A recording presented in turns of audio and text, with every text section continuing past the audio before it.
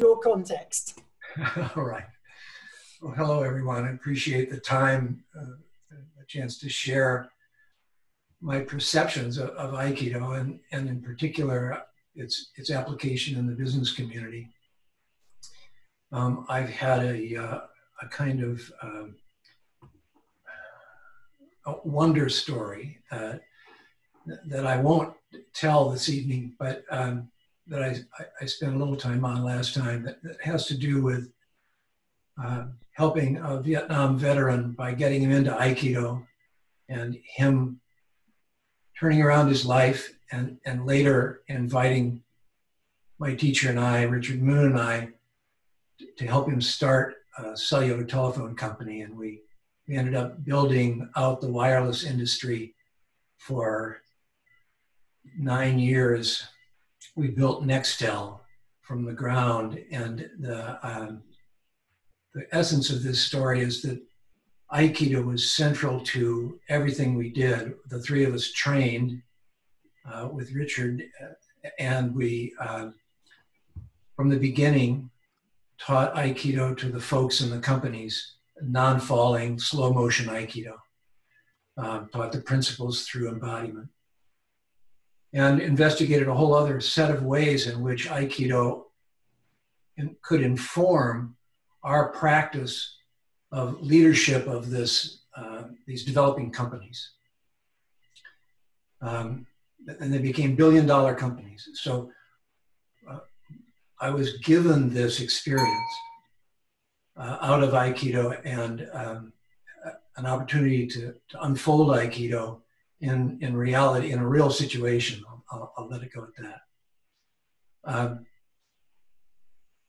Let me start with the kernel of what I see about Aikido, and then let's look at the principles on that page. So I'll trigger that in a sec. I found a little, I guess it's a poem, in my 20s. It was anonymous. I don't know who wrote it, but it's been the essence of my inquiry ever since. And I think it describes the essence of Sensei's Aikido. It's yield the persona to the witness. Now yield this witnessing to its source.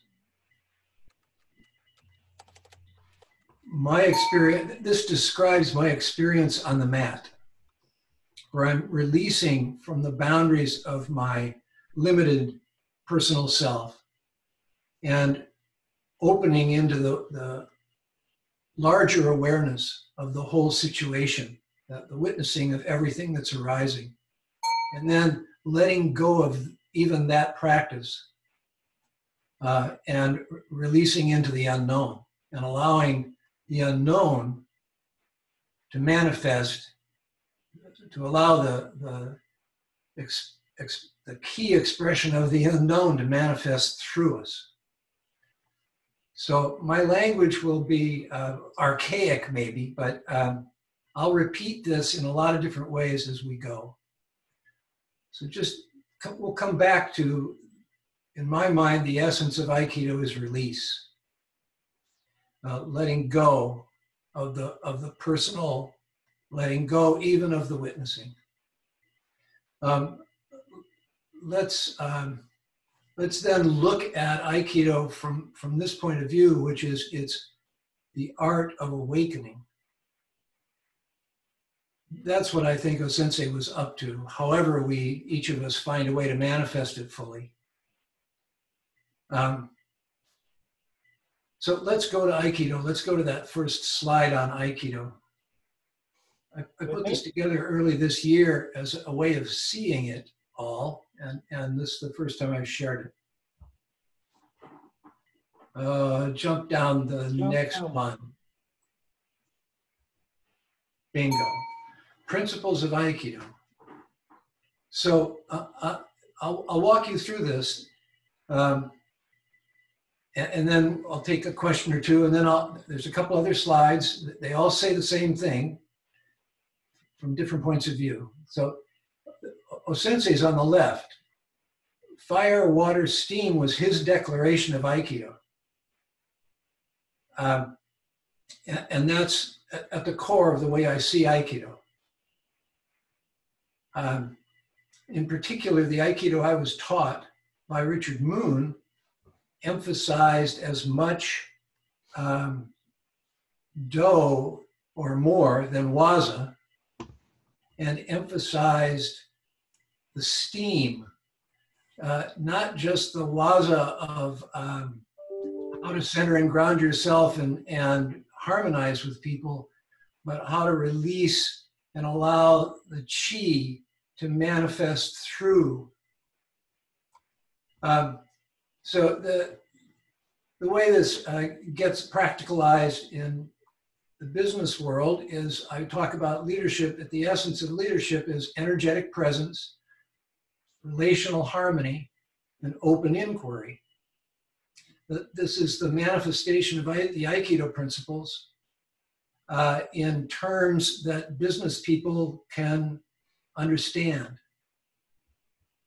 The riff over on the right is just sort of my playing around with the nature of the chi, or the nature of ki, the nature of energy.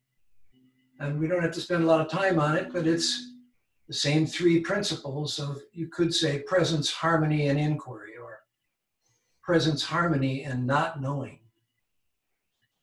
So that's how I hold Aikido. And the next slide I'll show you, after I take a comment or a question or two, we'll focus on how this got translated in business. Okay, so anybody got a take they want to share, or a comment or anything at all? I'm going to go back to the sharing, Chris. People, unmute yourself as you wish. I have a question, if I may. Go for it. Is there going back to the slide, is there a logical path of those kind of definitions that you've written there in your mind? It comes out of Richard Moon's lovely little book called Aikido in 3 Easy Lessons. Right, okay. But in your mind, rather than somebody else's book, in your mind, does one have to start with fire or energetic presence or polarity and then move to these other things? I think we do. I think it helps. Indeed, and certainly, in a certain sense, I'm saying, look, first, ground yourself into your own presence, then open up into relational harmony with the greater field, and then move into inquiry. Yeah. And I've worked with this and taught this for years. Today, I would say, no, start with stillness. Start with space. Start with you are the emergence. Start with you are the consciousness in which all of this happens. Yeah. So I hold it a little differently now. Yeah. I'm not sure a sequence of actions, you could say a waza, is necessary. I think it's the path is a direct recognition, a direct experience of limitless awareness. But I'll wander back to that later. That's again context for how I now hold all of this. But I taught the sequence. Okay, so we're building a building here effectively, Chris. We have to start with step one, which is stillness or energetic presence, whichever one you wish to call number one now. Let's start with stillness. So let's talk about the purpose of finding stillness. What's the benefit of that? Stillness is the essence of who we are. Okay, so why do we want to do that then? Because it will unfold understanding and balanced action in the world. So if I translate that into language that's more familiar to me, what we're saying is, if we are honest and look at ourselves as we truly are, so let's say we recognize ourselves as stubborn, as a quality that we have, we can factor that into the way we have a conversation, because we recognize we're a bit stubborn and maybe we need to give a bit more than we normally do. I would say if you've touched stillness, you won't have to factor it in. It will unfold naturally throughout. Once you release, I want to say you are able. This is touchy. Once you release, the spirit acts through your instrument, and your agency is there, but it's no longer what's driving the car. Okay. So there's almost an element of letting go of self. Indeed. Which links very closely to just being present in the moment. So in Aikido, when we're on the mat, the instant that we think, oh, I'm going to do Ikkyo here, we're no longer doing Aikido, because we're in doing mode. We're not in blending mode. We haven't got Musubi there. This is the equivalent of Musubi in the setting you're talking about, where you're not prejudging anything. You're not saying, I'm going to do with this. You're in a place where you can move with whatever seems appropriate at the time. Exactly. And so now we could immediately say, oh, that's exactly what a business needs to do, and especially now.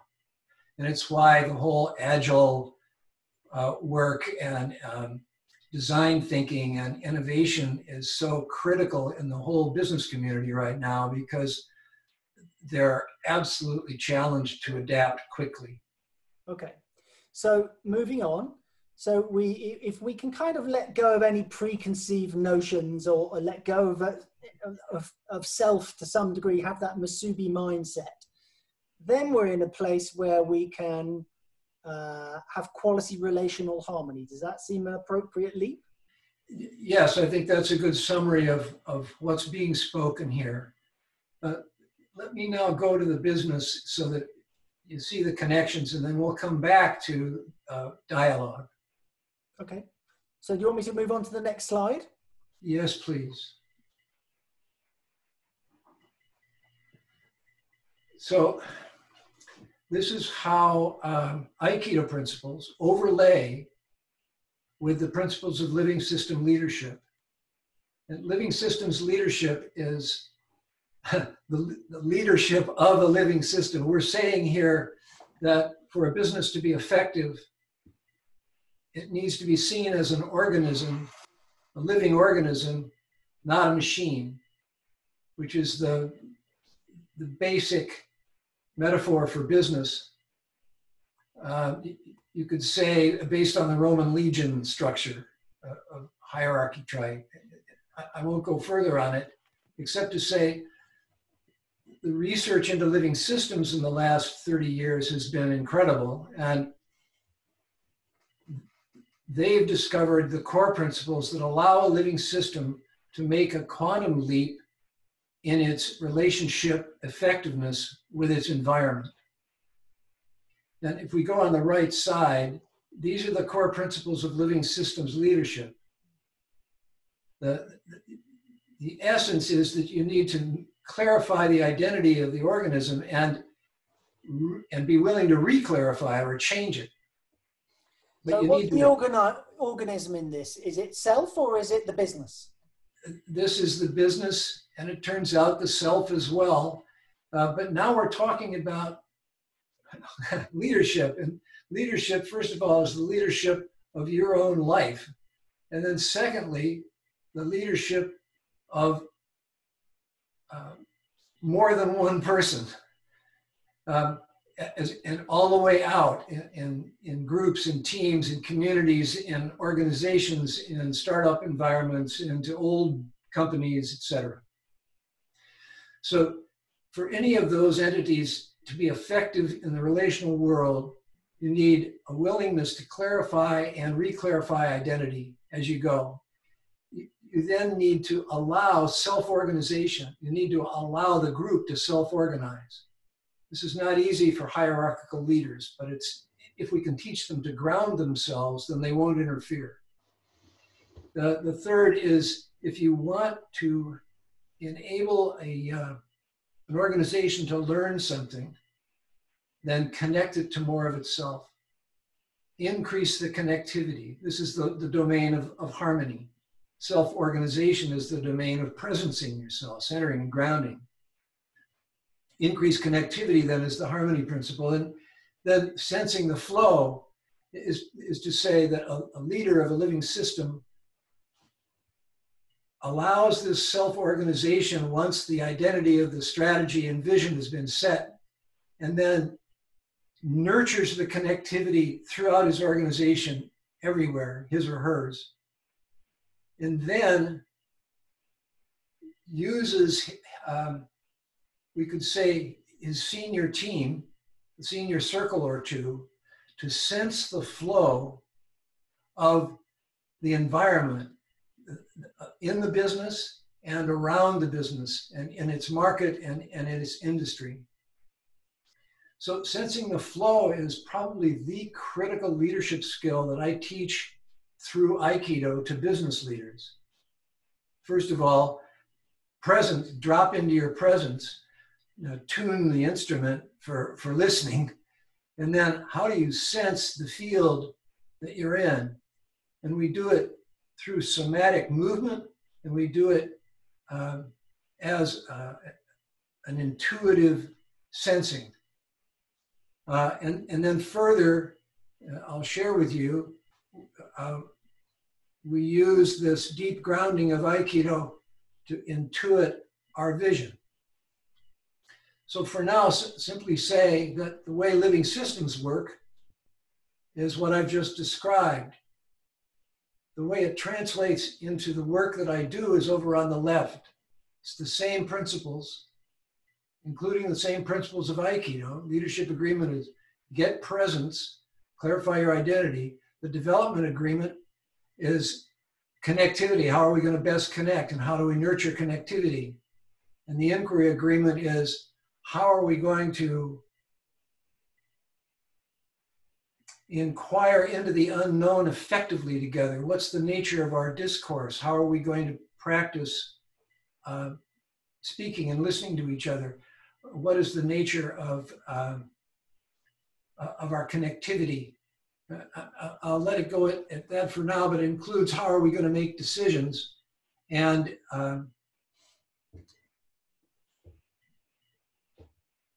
that's enough for now on that. That allows for an intuitive navigation, and this is what I'm actually working with the leaders on. How do you, through embodied presence, develop the ability to intuit your navigational needs, to intuit your movement as a company?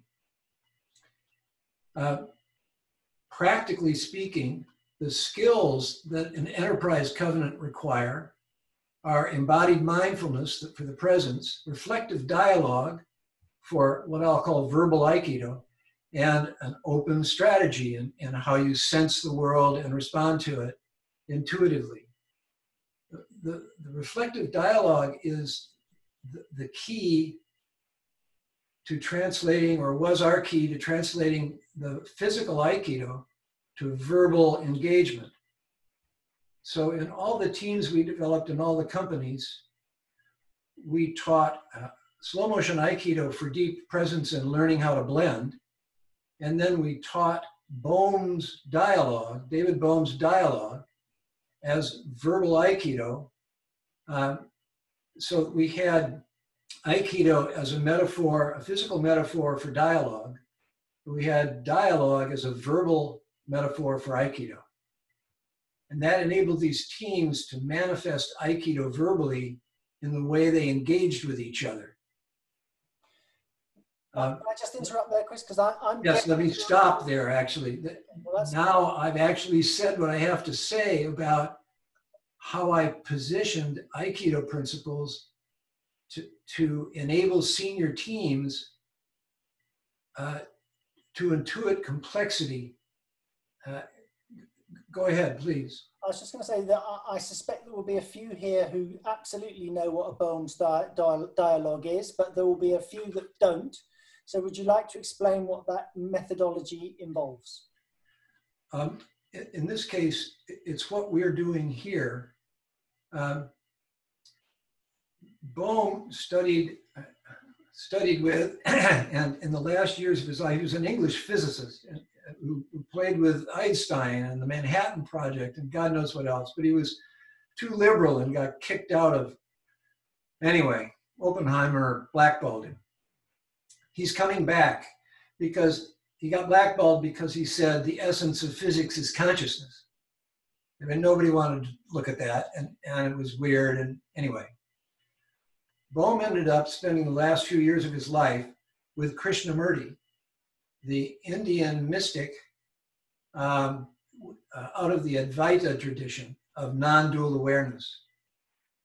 And he and Krishnamurti went into an inquiry about what is the meaning of all of this for 2 years in communities. Out of that came not only what they discovered about proprioception and the like, but more importantly,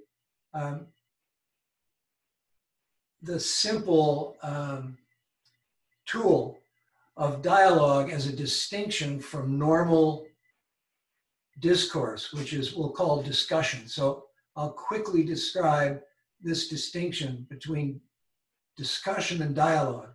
Discussion is based on the word percussion in English, and it's it represents trying to get an answer, whereas dialogue is about finding the right question. Discussion goes for closure. Dialogue seeks an opening. Discussion is taking positions and competing for whose position wins. Discussion, discursive. Dialogue is for raising your assumptions into the light of awareness and deepening mutual understanding. There's no defending a position going on, you're just seeing together through each other's eyes. Maybe that's enough. Well, I'm going to add a little bit of translation. Having been in one or two, it's basically a discussion where everybody throws what they think into the melting pot. All views, no one comments on what's said. No one says this is right or that's wrong. Just everybody has a chance to offer their thoughts. So you went, and actually that's what we've done on these sessions a few times. You know, we go in a direction, you go in a breakout room, and every breakout room comes up with something different, and we ended up with something much bigger than we would have done if I just facilitated the conversation or if I'd just done it on my own. So if I may, that's one of several kinds of dialogue, which I call generative dialogue.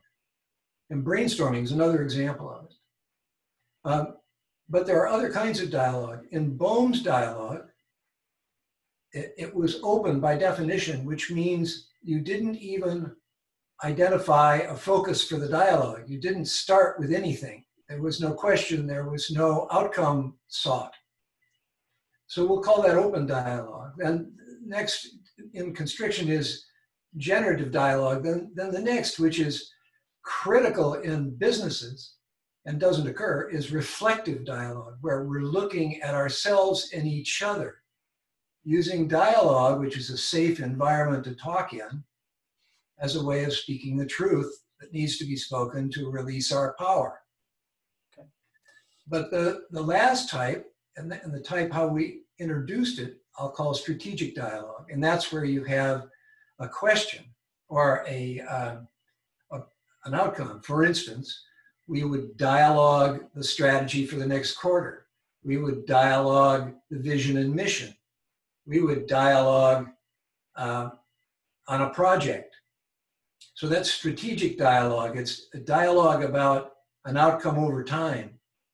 But reflective dialogue is where the shadow gets attended to, where you can kind of slowly, carefully, through developing trust with a senior team or a team, to speak more and more truth and release more and more power. So I hope that helps a little bit. That's the dialogue riff.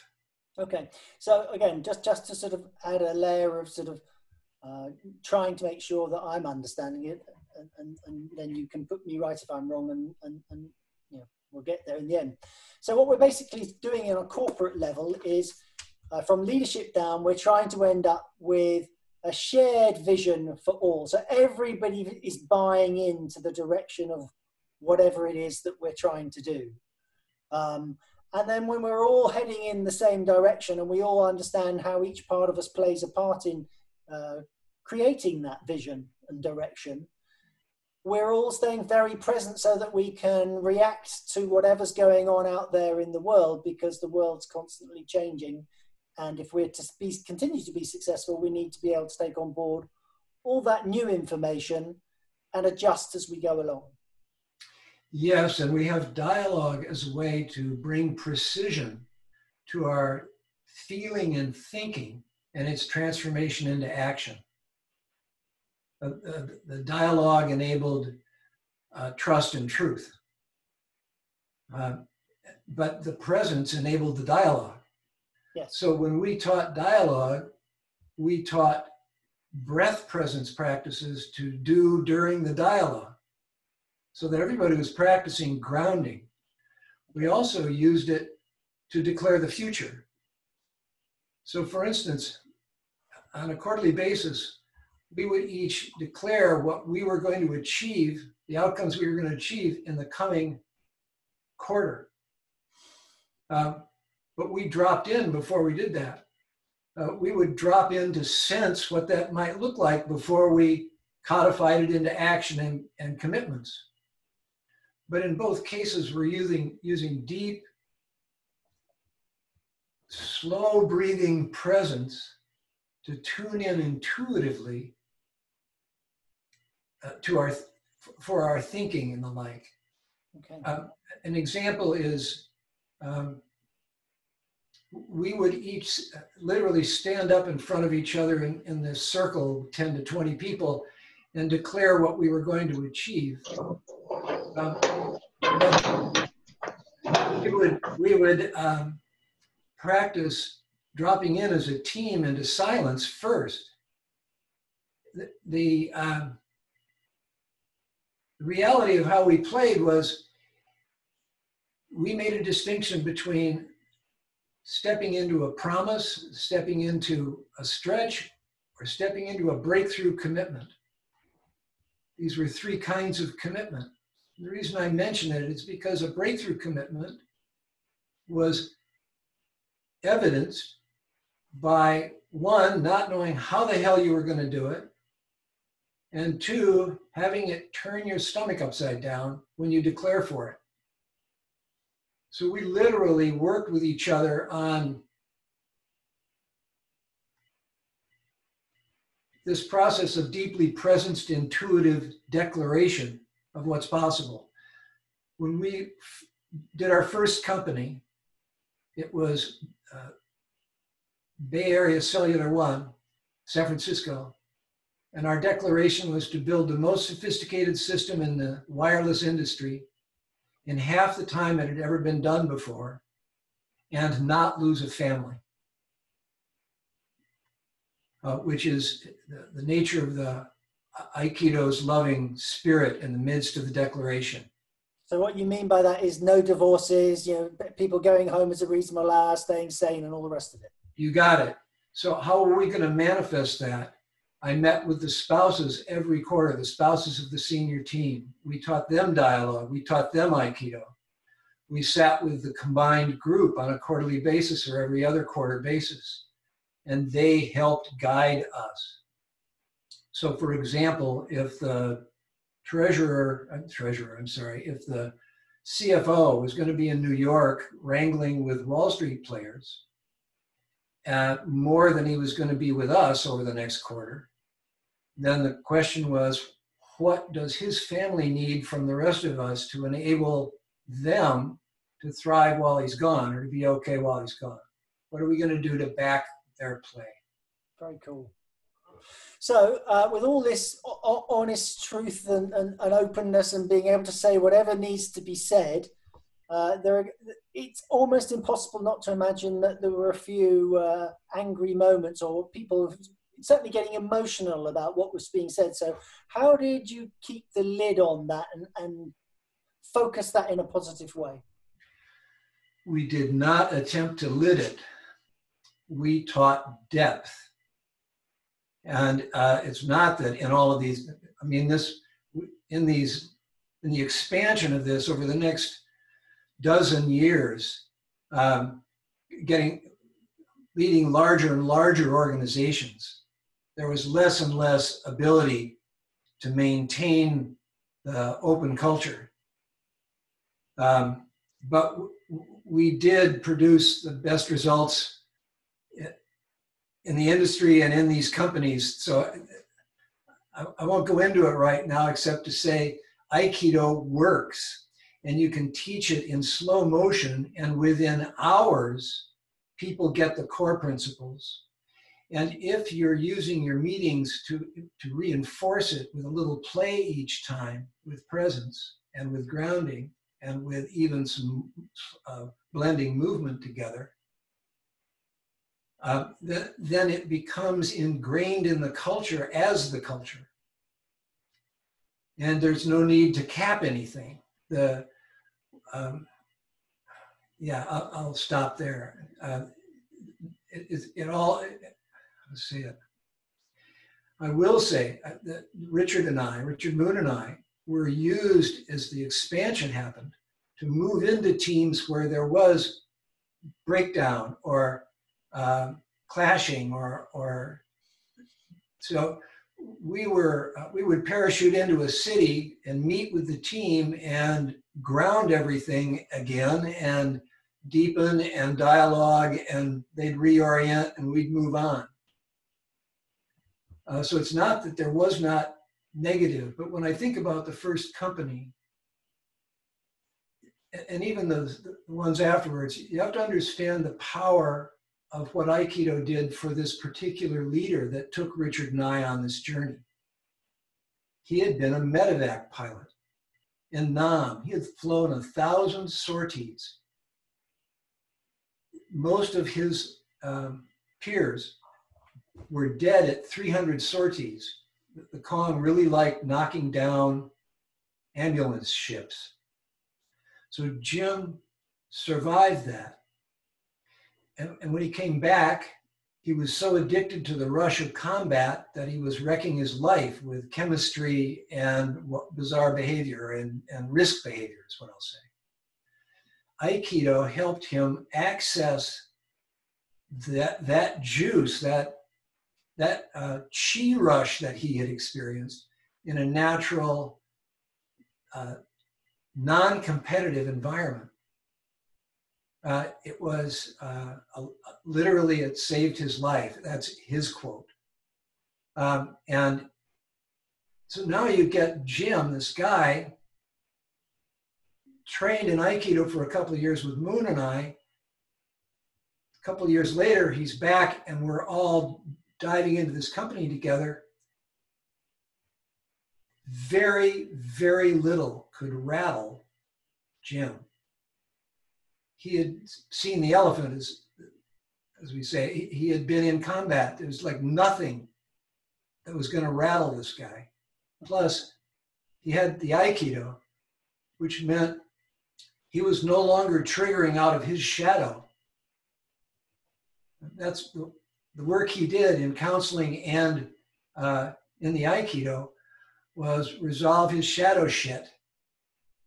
So that when he did take point for this business work,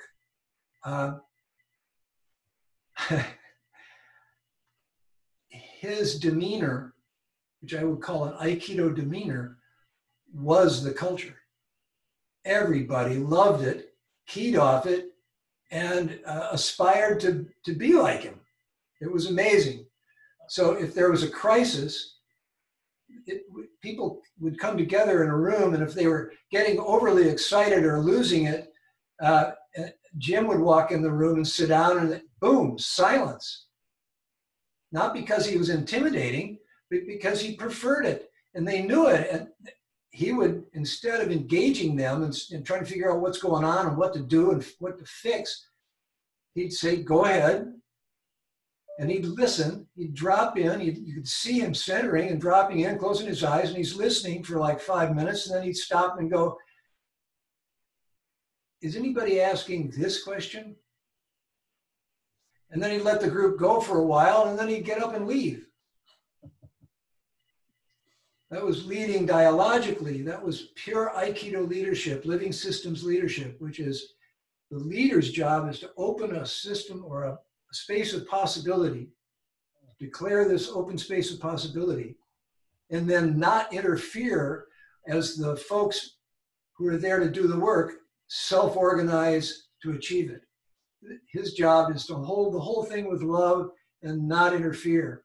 And Jim really knew how to do it. Let's just explore what you mean by self-organize. So what are we, is that really where the boss, whoever that be, man or woman, is delegating down and say, look, I hired you to do this. You know the best way of doing it. Get on and do it. I don't need to tell you how to do it. It was different. It was an invitation.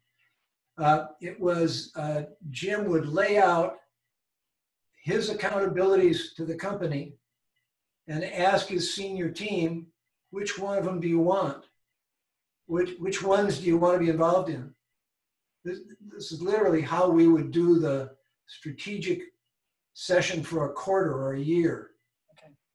Here's what's up. I own them all. Who wants which stuff? Who's going to take point, back my play? And then after everybody steps up in various ways, then we would say, well, look what didn't get picked. Look what nobody stepped into. So are we saying Jim's got to do that? Or are we going to figure out some way that the rest of us are going to pick that up, even though clearly we don't want to as a prime? The leadership was a listening leadership. It was Aiki leadership. He was a natural, probably because of Nam. Okay. So this Jim, I mean, he's a pretty remarkable gentleman. Remarkable history, and you know that drove him, and you know, his experience with you guys meant that he could channel that energy in a really, really positive way. I wouldn't have thought that all your chief executives were maybe quite the same story. So was that more problematic across some of them? No, my first at bat as a consultant was with Jim. And I was spoiled rotten for 12 years, right? Carte blanche, blank check. Go create the culture and keep it open with the dialogue, because we're going to swallow whole companies. So don't let culture close, and develop the leaders in the teams and generate breakthroughs. That was undefined, but that was my job description. When he first hired me, my job description was, you're here to prevent casualties. I had been an employee, I had been a counselor before that, and he knew that. Yeah. That's how I met him.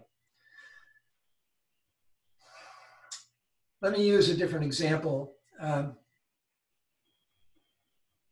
was involved in the transformation of the medical record from analog to digital at Kaiser. Kaiser Permanente. They have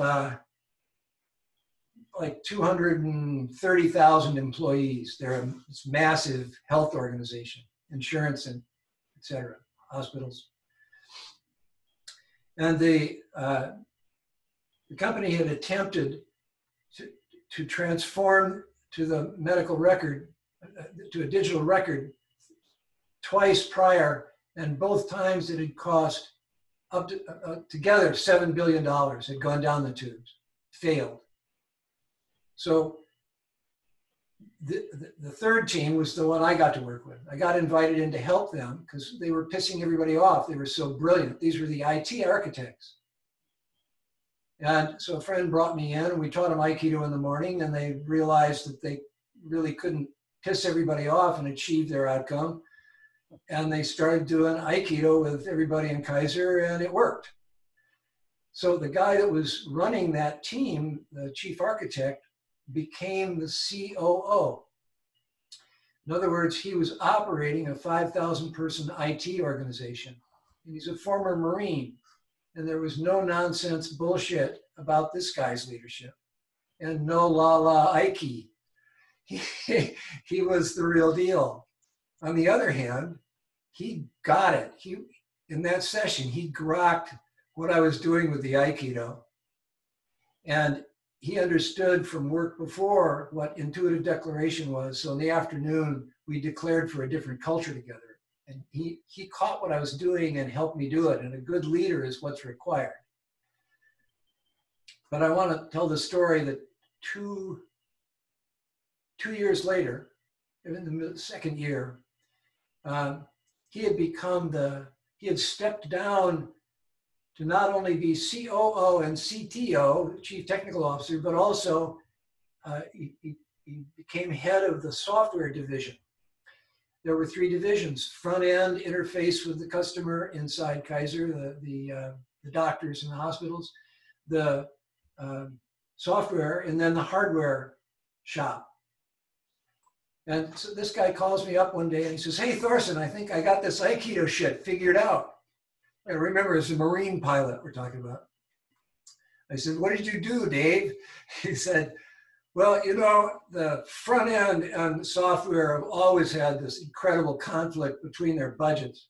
We sell their budget at the beginning of the year, but then mid-year, there's new shit that comes in and nobody wants to claim it because it's going to come out of their budget. And we wrangle and fight each other all year long about who's going to do the extra work out of their budget." And he said, "I think I got that handled. I did Aikido. I got it. It's you gain influence by letting go of control." I said, "Wait a minute, Dave, what did you do?" He said, "I, as the head of the software group, gave the front end group our budget." I said, "You what?" We're talking millions of dollars. He said, "I gave them all the money. Now they have to come to our doorway and tell us what they want, and we scope it out and price it, and they write a check and we do the work. And there's no more conflict."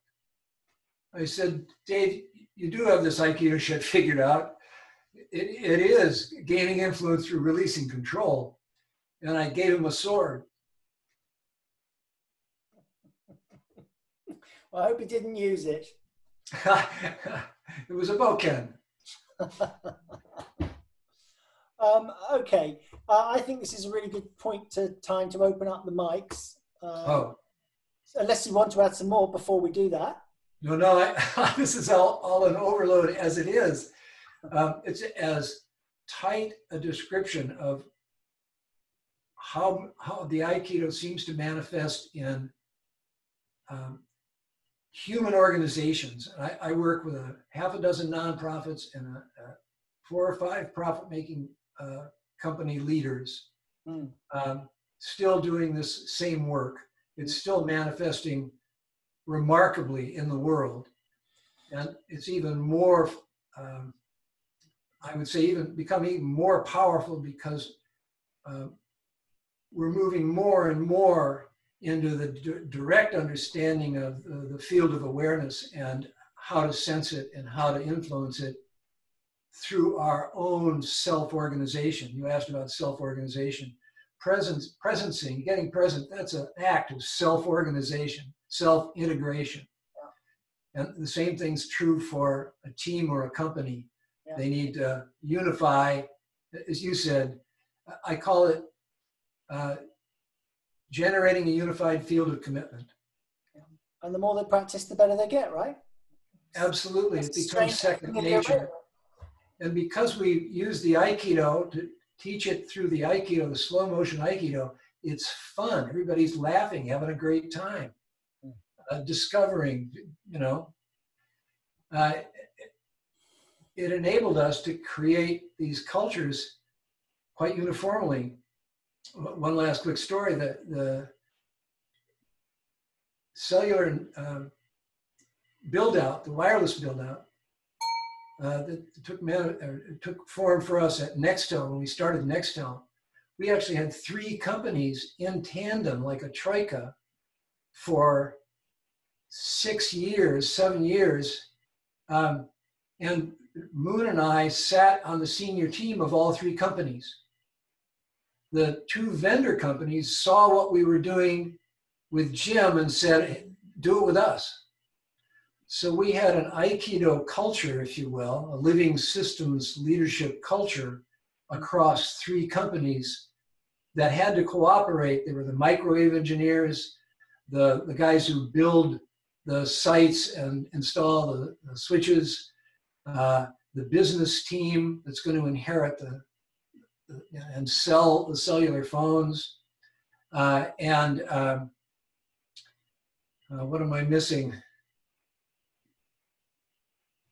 The parent company, the Nextel or whatever, that's buying the vendor's services. So all 3 or 4 of those entities had to mesh in every city successfully. And Moon and I would parachute again into a city, corral the first engineering team and the builders into a unified team, and then we'd go off and do it in some other city, and then we'd come back and do it again, and then we'd go off in another city, and then we'd come back and ingrain or integrate the business team that was going to end up operating what had been built. So there was a huge amount of in the field integration practice. But because it was 1985 through 2000, we had the finances to be able to meet with these teams for 2 days at a time. That's almost unheard of now. But because we had 2 days, we didn't just look at Aikido and dialogue.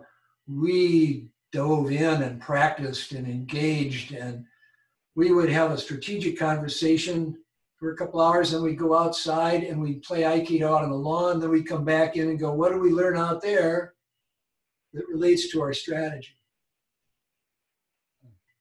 So, I mean, what you're basically showing in a wonderful way is how you can take Aikido from self-development to making a huge difference in a very large, well, culture, involving many, many thousands of people who are all happier as a result, and very, very successful as a result of what they're doing. I think that's true. Yeah. So I mean, if that isn't a good example of taking Aikido out into the world, I don't know what is.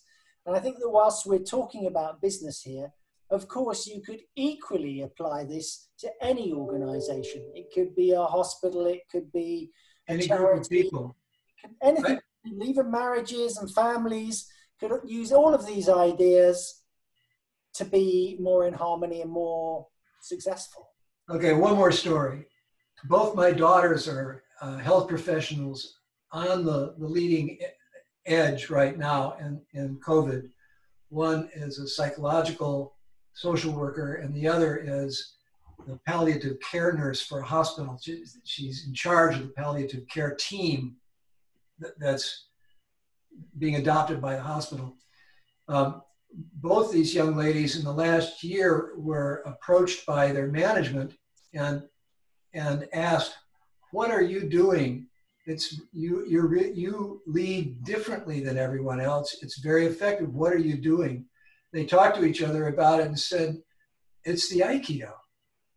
They both came up on the mat. They were both mat rats, over in the corner while we trained, my wife and I. So it literally is, empowering both these young women, they're in their 40s, to manifest very creatively and powerfully on the edge of COVID. It's been wonderful to see how Aikido has flowered them. Did they train on the mat? One did much more than the other, but I'd say the other had such an intuitive grok of it that it didn't matter. Yeah. Yeah, I mean, it just comes across in your, no doubt, in your parenting style. So you don't need to be practicing techniques to pass on the values and the principles, which is what I've always said. Okay, I'm going to unmute the mics now. So I've got a quick question for you, Chris. Go. I was around when cell phones were emerging in the U.S. and if I'm remembering correctly, Nextel had one feature that nobody else did that was kind of magical and was why we went with Nextel back in the day, which was the walkie-talkie. Yes, it had a radio in it. And is there any sort of Aikido connection to deciding to implement that? Direct connection? No. The reality was they just some guys who had savvy about the FCC went out and bought radio licenses all over the country. And then they went to the FCC and said, you know, this is in the radio band, it's right next to cellular. How about if you just nudge the cellular band over to include our licenses? And they did. And that's what birthed Nextel. Then they were looking for a guy to do a cellular build out across the country for the first time in the industry. And they picked Jim. Okay. Cool. Okay, hands up, folks. Liz, do you want to say? Yep, go for it. I actually found the hand icon this time. Well done. At Zoom now. Hi, thank you. Really interesting discussion. I come from a life sciences background, and I love this living systems analogy, because what's essential part of any living system are feedback loops. And traditional autocratic styles of management, one thing they're often not very good at dealing with is feedback. So they do start to struggle, don't they, as a result? So that's one of the first things. But also, I've been reading a lot around evolving management thinking, management thinkers who possibly have never heard of Aikido. And they're starting to come at the same sort of principles from another direction, because it's obvious that the traditional model of the brilliant, highly paid chief executive who's brought in, they've got the ideas, they've got the blueprint, they impose it on the organization and it's miraculous. Doesn't work, especially in the highly complex modern world. And the more successful organizations these days are more organic. They've got more collaborative and inclusive leadership, which facilitates stuff going on at the grassroots and the rest of the organization. So you get emergent behavior. And their businesses develop through emergent behavior, not through top-down thinking. And all the sort of principles that you've been describing actually do facilitate that sort of emergent behavior rather than trying to pre-plan everything. And I think that's fascinating. And yeah, thank you very much. Delighted. Yes, how about sort of introducing these concepts into sort of government of the country and politics? Do you think that might be a good plan? This is the sort of way I operate. Because, Quentin, because another point as well, which has just occurred to me as well, is that the sort of things that you're talking about, rather than having the one genius directing the organisation, you're actually facilitating the hive mind. The hive mind is infinitely more powerful than what any one brain can achieve by themselves. And that's exactly the way I approach politics and everything. I should explain, I've been a parliamentary candidate. That's why Quentin's teasing me. You know, but I started thinking about this from studying Aikido. Okay. Perhaps we should start a new political party, you and I, change the world. Let me mention, by the way, that Richard Moon has a website called Extraordinary Listening, which is his articulation of Aikido as listening. And he kind of breaks it out as listen to your conversation, listen to their conversation, listen to the conversation, which is these same three principles. Yeah. Finn, you had quite an interesting point. Hello, yes, I'm sorry, I was half listening to that and half singing choir practice, but enjoyed it and I'll enjoy listening again if I may. Just wondering about Aikido, which has an ethos of non-competitiveness and non-sport, so harmonizing in that respect. And from what I heard, you were talking a lot about the harmony within an organization and how that gives strength to the organization to go and succeed in a market. But in my field, I'm thinking particularly how to sort of coexist with other people who offer the same service, and possibly thinking about niches, or how everybody can thrive, have a win-win situation, and whether there's just something that could be taken from Aikido philosophy to extend that and have some universal flourishing rather than internecine struggles and niggles, and accept different points of view, but have those equally respected. Nicely asked. Chris? I'm not sure I caught the question in this. I think the question is, I guess business is really very combative usually. It's very competitive.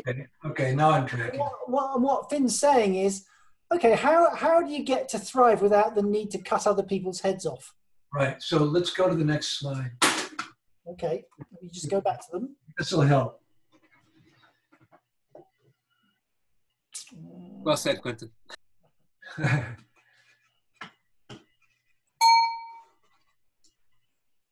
Yeah. No, stay here. Stay here. I will. These same principles are the principles of Teshu's 3 swords, which is the sword of death, the sword of life, and the sword of no sword. So this is the actual underpinning of all of this work. The sword of death, if you look to the left, is the sword of discrimination. It's the cut of the bokken. The sword of life is the sword of love. It's the sword of Aikido. It's the sword that cuts so sharply that it joins things together. And the sword of no sword is the sword of open possibility, of this not knowing, the inquiry. What we found over the years, working with business leaders in lots of different corporations, is that they all were addicted to the cutting. This was the hierarchical power cut that they were dependent on, right? It's decisiveness. It's quite powerful, no question about that.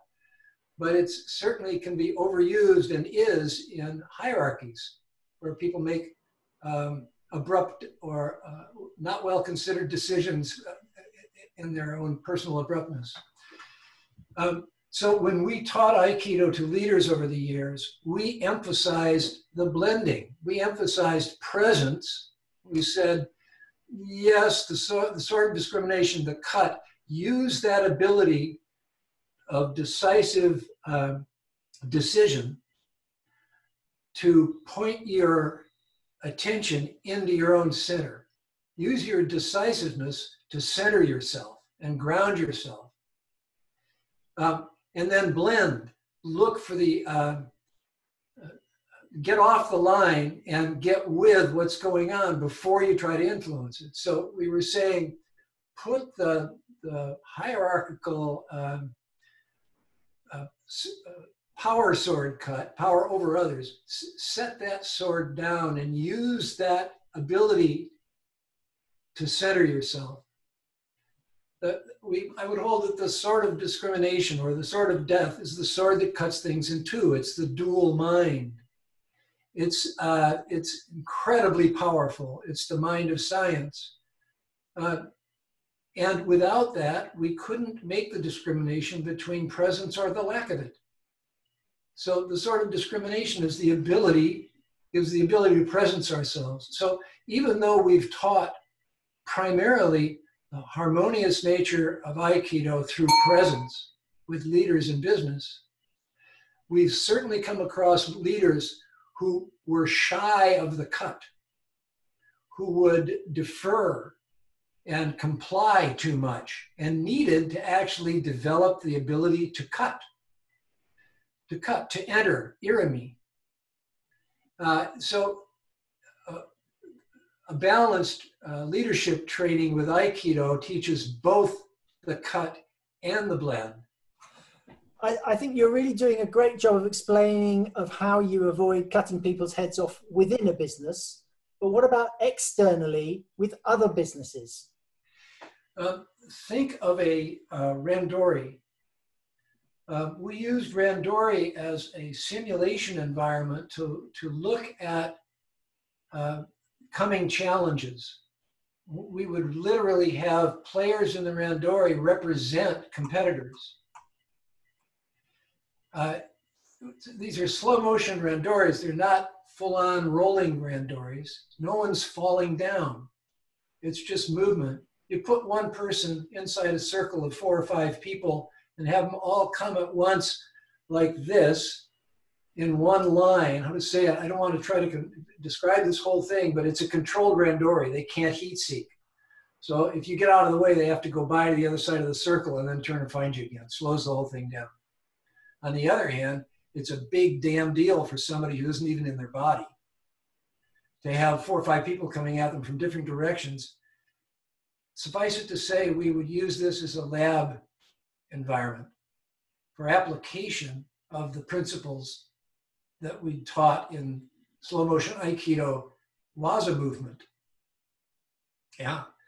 So with that said, that provided us the ability to develop scenarios in relationship to our competitors. I'll give you the best example I have.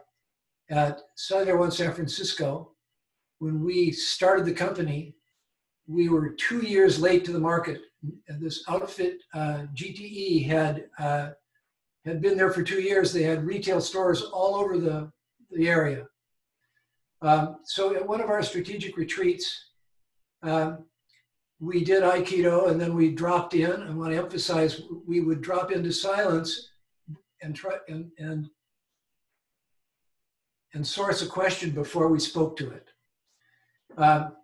So the question was, how do we play with these guys? What did we learn in that movement of Aikido in the randori out there about this? And one of the principles, as you may remember, in randori play is to go where they're not. You step to the open space.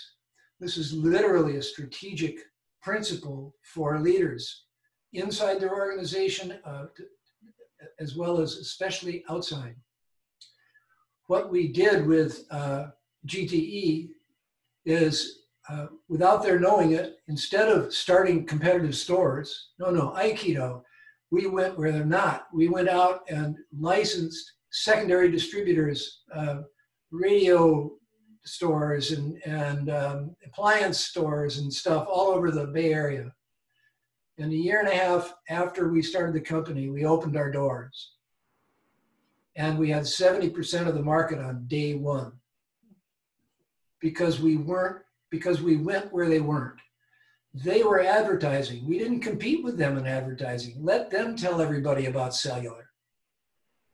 And we didn't compete with them by opening stores and investing huge amounts of money. We just licensed a bunch of hungry secondary players. We were giving them customers back that we didn't want. To me, that was pure Aikido. And it came out of playing in a randori together. Oh, you step to the open space, it gives you a moment of breath, and you can sense what's the best movement. Do I do a blend? Do I cut? From a moment of presence, grounded presence, rather than trying to figure that out while the 2 people are clamoring on your shoulders. Beautiful. Anyone else got a question? Okay, well, it seems like you've done a really good job then, Chris, I think. I think I just want to emphasize that everything that Chris has talked about here, which is taking really Aikido beyond the self and into whatever you want to take it into, we've talked about business, but you could apply it in anything that you wanted to apply it to. These ideas will work anywhere. Absolutely. So whatever not all of you are big businessmen, not all of you have any interest in influencing big businesses, but you all are part of society and you've all got your own lives, and you can apply these ideas wherever you need to apply it to make a difference for you and for the people that you're involved with. And that seems to be the purpose of Aikido. I would just like to say that I consider myself to have been graced by Aikido. from what it enabled me to, how to say it, what it has enabled me to do in terms of coming to peace within myself, but let alone the story of engagement in the world, which I did not choose. It was an invitation, and it's always been by invitation. The Aiki Kami have invited me into all these places, and I've done what I can to represent Aikido in the midst of whatever they're facing. Truly a graced life by O-sensei's art. That definitely is a good place to finish. Thank you. So next week we're going to be interviewing or working with, facilitating a conversation with another member of the board of Aiki Extension, Susan Dutton, who's an emotional intelligence coach. And I think that's going to be very interesting to see how that meshes with Aikido, because she also is an Aikido practitioner, how the one influences the other. So yeah, I think that'll be very interesting as well. But then I always do, don't I? Because I pick the topics. Let me say, Quentin, thank you. And if anybody would like to chat further about this stuff, you can give me a ring, or email me or whatever, and I'd be glad to chat. So I've given you Chris's website. You can find contact details there, but failing that, contact me and I'll put you in touch with Chris. Okay, then it doesn't, I have nothing more to do than thank you all again for coming.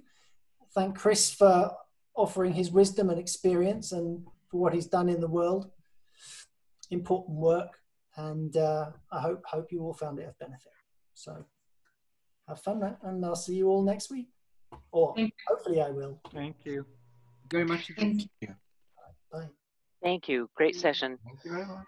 Really great. Thank you. Thank you very much.